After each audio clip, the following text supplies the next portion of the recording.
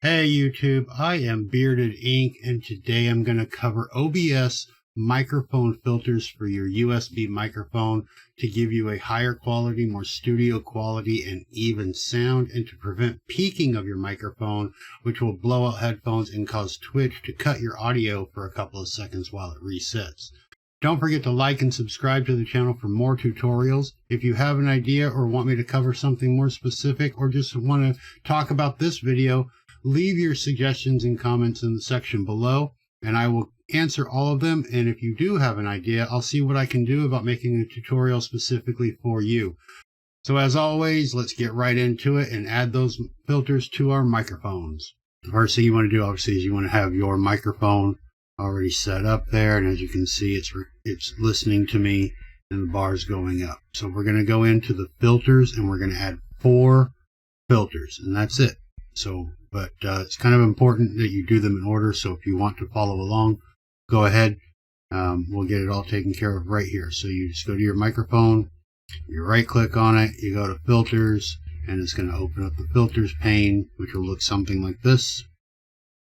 You're going to go to the plus at the bottom, and the first thing that you're going to add is a noise suppression. The noise suppression is done when you're in a pretty quiet room. There's not a lot of noise, which you are in. There's not people in the background talking. There's not TVs and radios and that kind of thing.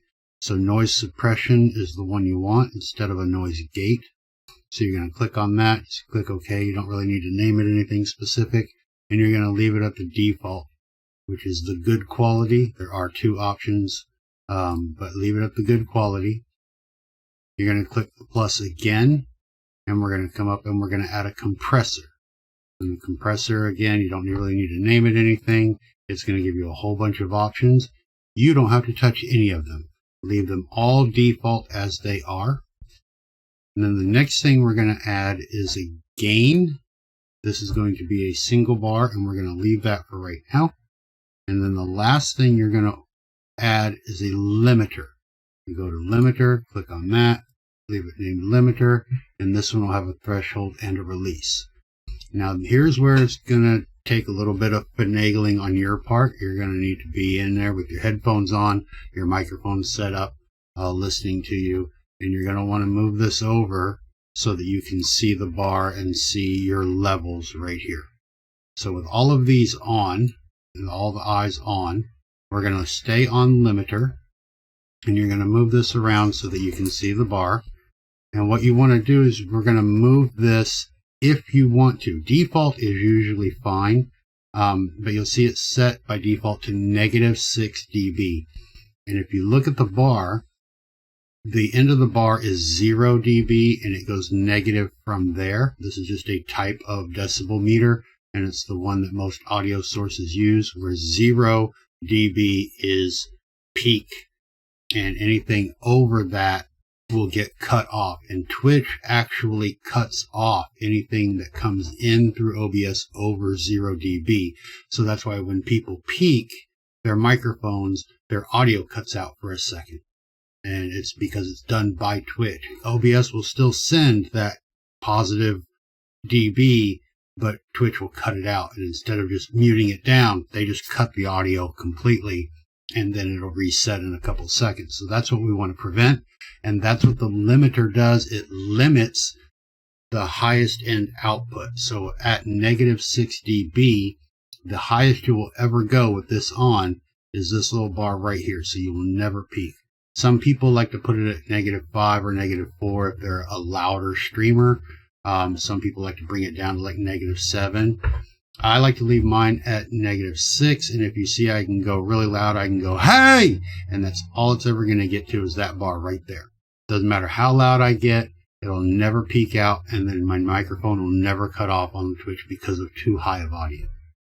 So once you have that where you like it, and like I said, I leave mine at -6, but if you want to put it on -5, -7, that's up to you, but you can either move this bar or just type it in here. Just make sure it stays negative. The big part, we're going to go to the gain meter, and this right here is where it's going to take some testing on your part. So what you're going to want to do, and you can either listen to me all the way through, or you can pause this video and then come back later. to check it, but you want to be able to see where your meter is. So like right now I'm talking and you can see it's going up to about 13 dB right here at the highest end. When you are speaking, your microphone needs to be the most prominent audio on your stream, right? Discord and game sounds need to be a little bit lower than your microphone so that you are always the one that's heard, and then everything else is down from there. And I'm going to move this just for a second to show you on this graph here.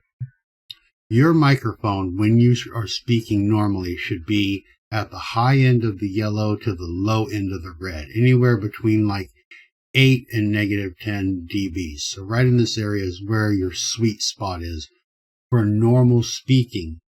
So like right now you see me, I'm in the green. I barely push into the yellow most of the time. That's because everything is set to default right now. So we want to bring that up. But if you turn the gain knob on your microphone, if your microphone has one, it's going to bring in more audio from around your room, right? So you're going to hear your PC fans. There's going to be a lot of static from your own voice. It's going to be muffled, or sound like you're in a tin can. So you want to avoid that. So I recommend that on your microphone, if you have a gain meter, is to turn it all the way to 0. Well, instead, what we want to do is we want to increase the gain digitally, and that's what that filter will do. So we will bring up the volume only what already comes into the microphone, and it will enhance that digitally, so we're not getting all the static, the echo, the tin can sounds, and that kind of thing. So with the gain, what you want to do is you want to take a minute, open a book or find something nearby that you can read, because you want to speak like I'm doing now, pretty much nonstop at your normal speaking volume, like you would be if you were streaming. Okay, so let's go back and bring up the filters again. We're going on gain. And as you can see, by default, it is set to 0 dB. So there is no gain whatsoever right now. So if we're looking at my green bar, we're noticing that, normal speaking volume, let's see where am I at? I'm about -20. My P's and my D's, my plosives are a little bit louder, but I need to be up here constantly in the -10 range at my normal speaking volume.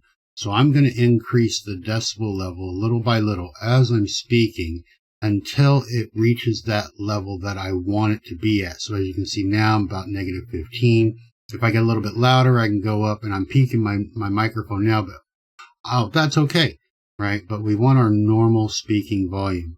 And so when we get there, like right now, I'm at about a 9 dB. If I look at that and I'm like, hey guys, welcome to the stream. What's going on? You can see that the bar is going up, that into the yellow, into the red a little bit. And that's where you want it. Again, at your normal speaking volume. But we have that limiter, remember? So if I do get really loud, like, oh my God, we just won, or I can't believe I died, or whatever it is, you can see that that red bar is never, ever, ever, ever, ever, ever going above that -6. So we're never peaking the volume. We're not blowing out headphone users' ears, and the people on the desktop speakers can still hear us. We do get louder. The volume is louder, but it's not peaking, it's not screeching, and it's not cutting out the audio.